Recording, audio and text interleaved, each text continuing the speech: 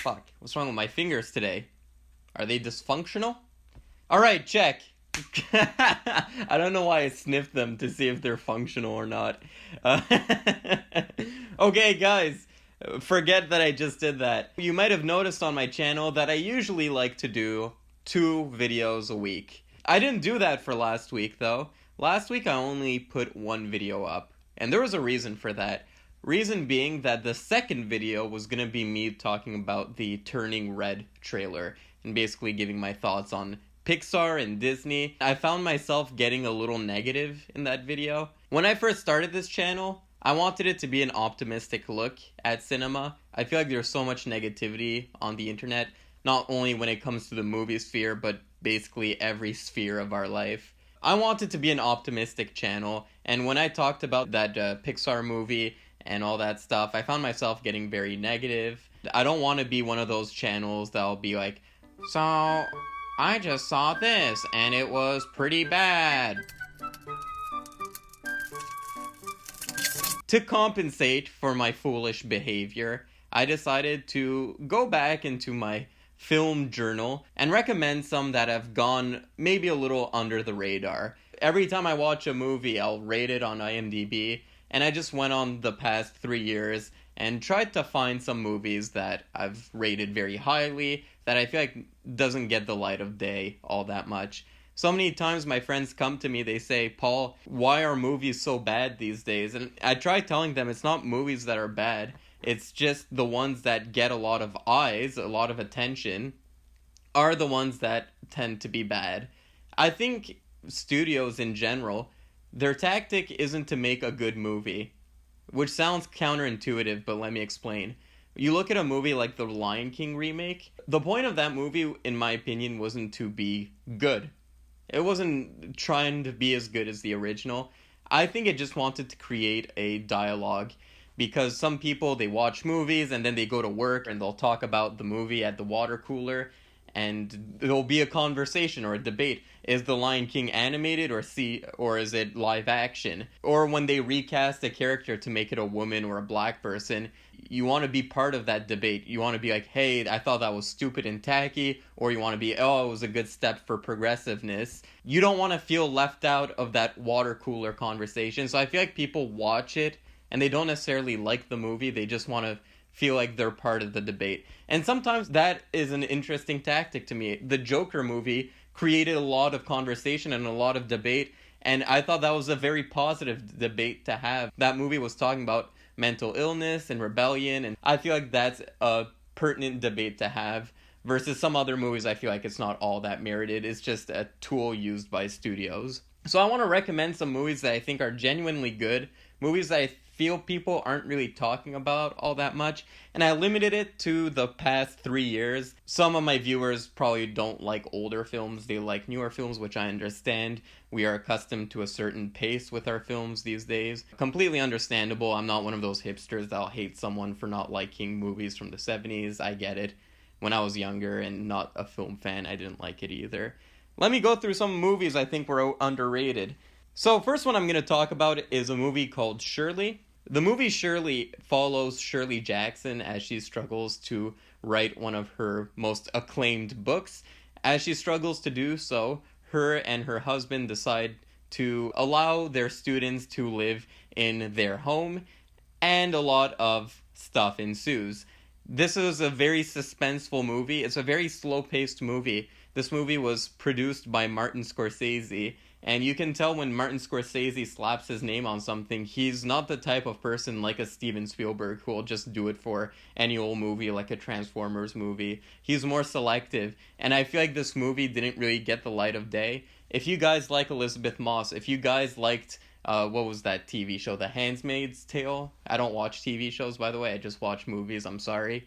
But yeah, if you guys like Handmaid's Tale, this is Elizabeth Moss at her best. She had a really good year that year because she made that movie and she made The Invisible Man. And both of those movies, she really gave a good performance.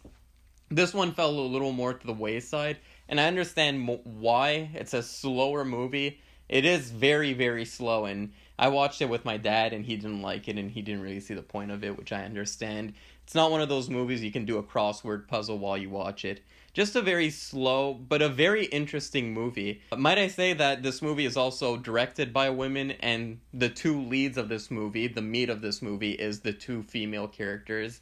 A lot of the times I hear people saying like, oh, Wonder Woman is good because it's women and stuff like that. So if you're one of those people, I suggest you watch this movie, Shirley. If you're not into the story, just watch it for Elizabeth Moss' performance here. It was a really good movie. Next movie I have here is Devil All the Time. I feel like people are more familiar with this movie because it got advertised the shit out of on my Netflix. I don't know about everyone else's. I kept seeing this movie, and I don't know why. I saw Tom Holland's face, and I kept choosing not to watch it. I know why, because he was in the Spider-Man movies, and I'm probably a bit salty that he took Tobey Maguire's place. And he's done some mixed movies other than that. He was in, like, Chaos Walking, so he hasn't really done much to impress me. But this movie proves me wrong. Not only is he very good in this movie, this is a really fantastic throwback movie, that pulpy magazine kind of thing. This was a great tribute to that. Narrated by the author. So the author of the book narrated this movie, which I thought was an interesting decision as well. And it follows several different stories, each one intertwined with one another, all with the central theme that the devil is lurking and making people do stuff that they shouldn't otherwise do, putting people in harm's way, shit the devil would do. Although the theme of this film is very subtle and there's a lot of room for interpretation, but it's not one of those movies that just leave you confused. You'll walk out of the film and have a nice debate with your friends. Great story here. It has a 2.5-hour runtime. Went by like that. I barely saw the time fly in this movie. A very violent film. It harkened a lot to Tarantino's Pulp Fiction to me, although that's a pretty that's pretty big shoes to fill, I'm aware. But if you like Pulp Fiction, give this movie a shot. It reminded me a lot of Pulp Fiction or a Tarantino movie where you have a ton of stories going on and they're all intertwining with one another. I suggest you guys watch Devil All the Time. Next, this movie has managed to garner a cult following, in my opinion, and I think that cult following will continue to grow. The movie is called Under the Silver Lake, stars Andrew Garfield, which again, I didn't want to watch this movie because of Andrew Garfield. Again, because he took Tobey Maguire's place as Spider-Man. Does it show that I have a little man crush here? But anyway, I thought this movie was really good the year it came out, and it didn't get much love by the critics. I think last time I checked on Metacritic, it had a 50-something%. The story behind this movie is quite sad as well. The director of this movie previously did It Follows, which was a pretty good horror movie. I didn't like it as much as most. I think this movie is better, actually. But anyway, he made It Follows, and that was a big hit. And he announced that he was going to do a follow-up movie, like his second sophomore project, and everyone was hyped, and it was not a horror movie, it was just this weird mystery LA kind of movie. I think A24 or some company acquired it, and they kind of just didn't know how to market it or how to do it, so they just kind of released it like blah. So it didn't have a big release. This movie is fantastic in my opinion. Always kept me guessing. If It Follows is a tribute to the 80s horror movies where the kids are having sex and there's a slasher going around, this movie is more of a tribute to Alfred Hitchcock movies and classic noir movies. It doesn't feel derivative. It feels really unique because this movie takes place in LA, which is usually a setting that I hate in movies, but here it works really well. The characters go to different locations, and the different locations are like little dinner parties and stuff like that, and you really get to see the underbelly of Los Angeles or California, I guess. It was a really fun movie to watch, and if you're like a conspiracy theorist, or if you're one of those people who like a movie like Eyes Wide Shut, where you watch the movie and you go on the internet, you go on Reddit to see people's interpretations of the movie, I feel like this movie has a cult following, and if you're not in on the cult yet, I suggest that you watch it. This was a really fun movie to me. Next, I have the movie Old Man and the Gun. This is more of a classic movie, in my opinion. It's not nearly as deep as a movie like Shirley or Devil All the Time or Under the Silver Lake. It's more of a movie you watch with the family. I watched this movie with my dad, and he really liked this movie. This movie stars Robert Redford as a charismatic bank robber. And this is a bit of Robert Redford's swan song. He said that this was going to be his last movie, although he has since played in one of the Avengers movies. Which I don't blame my man Robert, okay? You gotta take the paycheck, you know? If you're gonna retire, might as well get that last paycheck from Disney. But yeah, this was his last movie, and it's a really fun movie. It reminded me a lot of classic films from the 70s, stuff like Butch Cassidy and the Sundance Kid. Just a very slow-paced, easygoing, feel-good movie. And when I say feel good, I feel like the term feel good got butchered by a ton of bad movies. Like people will use feel good to describe a Tyler Perry movie or something. This really made me feel good. It made me feel all warm and fuzzy. Sometimes movies, you watch them and they feel like a warm blanket. Whenever I watch a Woody Allen movie, despite his creepy antics, they always feel so cozy to me. They feel so romantic of a certain era. And whenever I watch them, it feels like I'm like wrapped in a nice warm blanket. This movie kind of did the same thing for me. Directed by, I forget his name, but he's a very underrated director in my opinion, this guy. He also directed the remake of, what's that fucking Disney movie? There's so many Disney remakes, I can't remember. The one with the dragon. Pete's Dragon. He remade Pete's Dragon. And his upcoming movie, what's it called? Shovel Knight? Green Knight? Shovel Knight. I was just playing Shovel Knight the other day. But yeah, his upcoming movie, Green Knight, looks fantastic. So if you want to watch some of this director's filmography before watching that movie, watch The Old Man and the Gun. Another recommendation here, I watched this movie when I was doing my Zombie-thon, but it bears repeating how fantastic this movie is. Came out in 2019, I think. The movie is called One Cut of the Dead. I don't want to spoil this movie. This movie is something like a Psycho, where you watch it and then halfway through the movie there's a twist and it kind of puts the movie on a completely different path. But this movie is fantastic, and I'm not going to describe it. I will say, though, if you're a film fan, or if you're an art fan, and if you've ever tried to create art, watch this movie. That's all I'm going to say, okay? Please watch this movie. It bears repeating. Please watch this movie.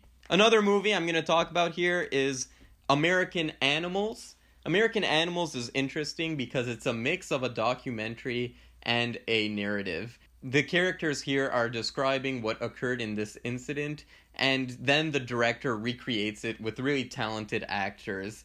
The story follows this group of university students, and they find out that their library has a very valuable book. And their plan is to steal the book and cash it in and get lots of money.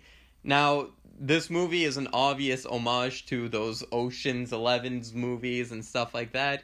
However, these characters, much like a movie like Logan Lucky, don't have the skill as much as Brad Pitt and George Clooney's crew. I really liked all the performances in this movie. I like bragging.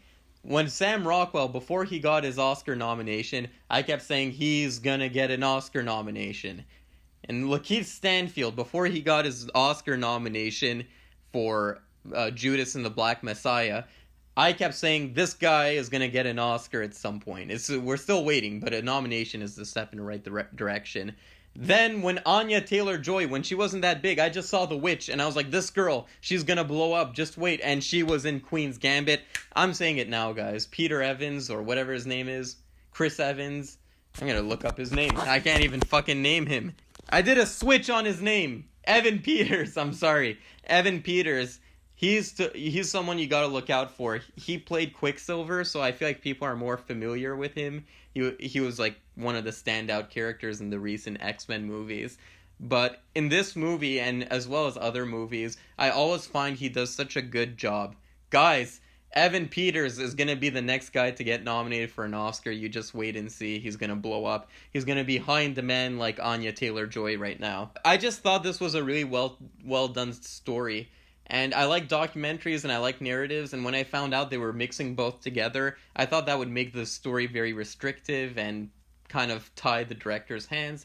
But it kind of did the opposite. It allowed him to play around with the story a lot more, giving different characters perspectives and how they contradict one another. I thought all that was really interesting. And the performances as well, The other guy in this movie is the guy from Killing of the Sacred Deer, which I'm starting to see his face often in films too. But yeah, just a very fun movie. If you like a movie like Ocean's 11 and like documentaries, this is like the best of both worlds. Next movie, I feel like people are familiar with it, but I feel like people just didn't go to see it or just like were quick to dismiss it. The movie Game Night. It stars Jason Bateman, and Jason Bateman, like, people are kind of tired of his shtick, I guess. There are some movies he's in that I love. I love Horrible Bosses. Horrible Bosses is a classic to me. But then he did that other movie where he's with Jennifer Aniston, and he, like, I just remember he, like, jizzes. He goes to, like, a sperm sample place, and he slips on the sperm and knocks the sperm over. That movie kind of sucked.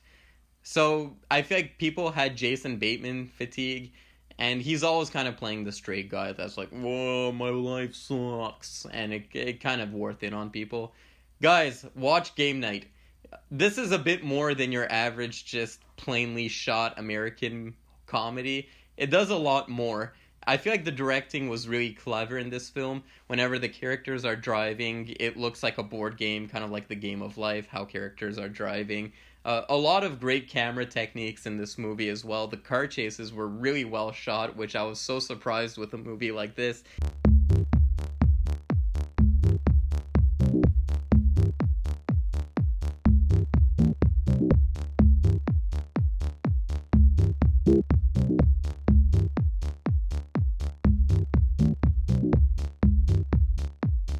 And at the end of the day, it's just a funny movie. I just laughed.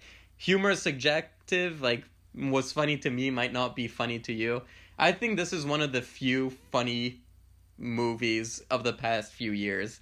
Because there was a time in the early 2000s where you had R-rated comedies or just broad comedies coming out like every minute. You had the Adam Sandler movies, the Will Ferrell movies, you had the Judd Apatow movies. Broad comedy was a lot more common. It was, at some point, a little oversaturated. Kind of like comic book movies. Now, there was a point in the 2000s where people were like, okay, yeah, there's only so many times I can watch a guy, like, get kicked in the nuts and find it funny. So broad comedy kind of just, like, went away. This reminded me of, like, an upper tier broad comedy that would come out in the early 2000s. A lot of people hate broad comedy. I'm not one of them. I'm not a hipster. Don't let the glasses deceive you, ladies and gentlemen. Yeah, Game Night, underrated movie in my opinion. Last movie I'm going to talk about is one that I actually saw at a film festival. If you guys look at my channel, there's a short film called All the Fish in the Sea. That played at a film festival, surprisingly enough. I know, right? I fucking shot that movie with a fucking shoe. It was like fucking 480, and I look at it now and it makes me cringe a bit, not gonna lie, but somehow it represented my university and went to a film festival in Montreal. And while I was at that film festival, I got to meet the directors of this movie, and this movie was actually pretty entertaining. And I'm not just saying this because I saw the movie at a festival and stuff like that. There was other movies I saw at that festival that I walked out of. No, I shouldn't say that. I'm sorry, guys. But yeah, that movie was Holy Air. You can find it on Amazon if you want to rent it. It was a really fun movie. This movie follows a man who's struggling to start a family, and he needs money, some quick money, and he gets the idea of going to the Holy Land, and he figures some people buy holy water. Why not holy air? So he goes to the and opens these bottles, fills them up with air, and then closes them. And what's really charming about this movie is how honest the main character is. Yes, he's kind of doing a scammy thing, but he'll actually go out of his way to go to the holy mountain and get the air into the bottle and actually get a priest to bless it. He's a Christian in this film. He figures, I can even sell it to Jews and I can sell it to Muslims as well. So he gets involved with rabbis and the Muslim mafia. It was a very good movie. I really liked this movie. And yeah, quite a surprise. The ending kind of left me but other than that, just a fun movie. You guys should check out the movie Holy Air. I went to see the ratings on IMDb. It only had 100 ratings, which, yeah, go see this movie. Go rent it on Amazon or find out how to watch it.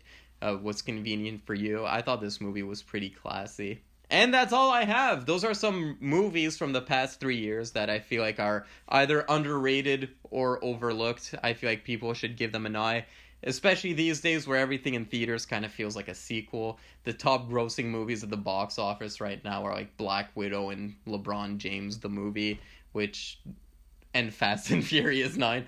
Guys, where's our society going here? Go watch these movies, give them a shot, and write in the comments what you thought of them. Let's have a discussion going on.